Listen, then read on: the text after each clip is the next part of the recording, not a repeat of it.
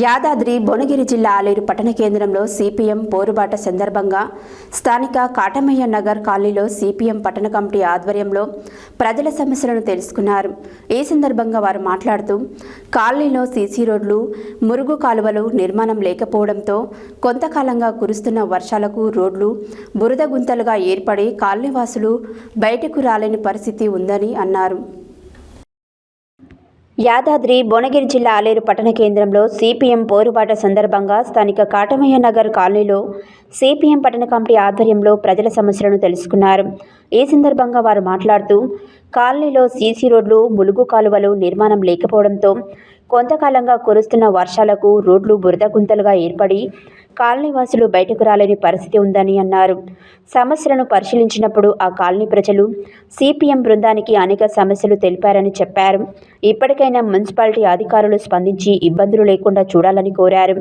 ఈ కార్యక్రమంలో సిపిఎం నాయకులు వడ్డెమాన్ బాలరాజు, ఎండి మతి, యాసారపు ప్రసాద్, ఎండి ఖలీల్, బర్ల సిద్ధులు, లక్కాకుల శ్రీను, బేటి రఘురాములు, అంగిరేకుల భాగ్య, రుద్రవీణ, పప్పి, రచ్చ, రాజేష్, రచ్చ వజ్రమ్మ, కటకం పుష్పమ్మ, మోరిగాడి అనిత, కుడుదుల భాగ్య తదితరులు పాల్గొన్నారు.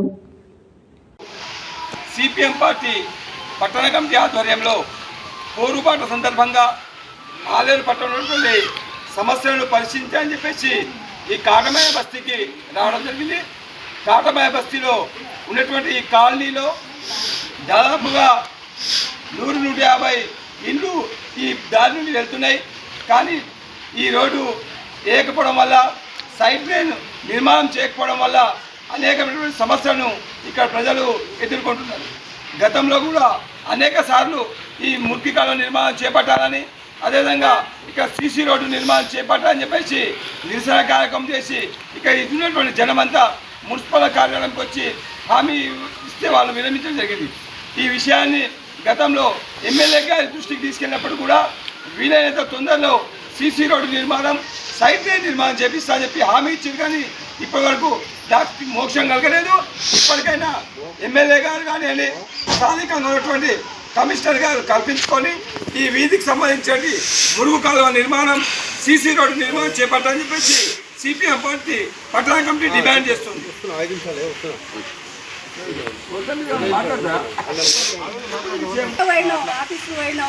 ఇటు పోయినాం అటు పోయినాం, ఏది చేస్తాం అన్నారు, ఇంతవరకు చేయలేదు.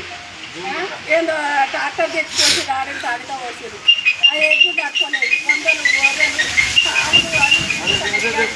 సాగు కూడా ఎత్తలేదు.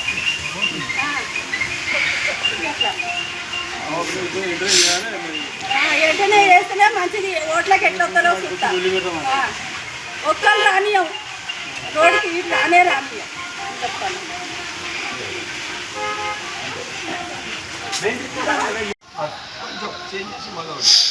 పోయిన సంవత్సరం ఇదే దినంలో, ఇదే వర్షాకాలంలో పోరుబాటుల సందర్భంగా ఈ వాడకట్టును సర్వే చేయడం జరిగింది. జనాన్ని తీసుకెళ్ళి మున్సిపల్ ఆఫీస్ ముందు ధర్నా చేసి ఈ సమస్య మీద వినతి పత్రం కూడా ఇవ్వడం జరిగింది.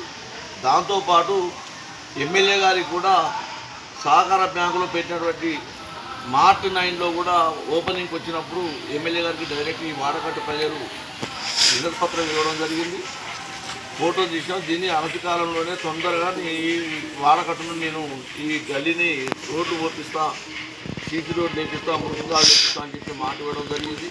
దాంతోపాటు వీరికి 2-3 సార్లు వచ్చి కొలుచుకోపోయినారు. కొలుచుకోపోయి కూడా ఒక్క మురం పోపిమని చెప్పి మున్సిపల్ కమిషనర్ గారికి, అదేవిధంగా అక్కడ ఉన్నటువంటి వార్డు కౌన్సిలర్ కూడా ఎన్నోసార్లు ఫోన్ చేస్తే ఫోన్ ఎత్తున్న పరిస్థితి. ఇప్పుడు ఆమె పని కూడా దిగిపోయింది. నాకెందుకు లేదన్న ఉద్దేశంతో ఆమె కూటున్నది.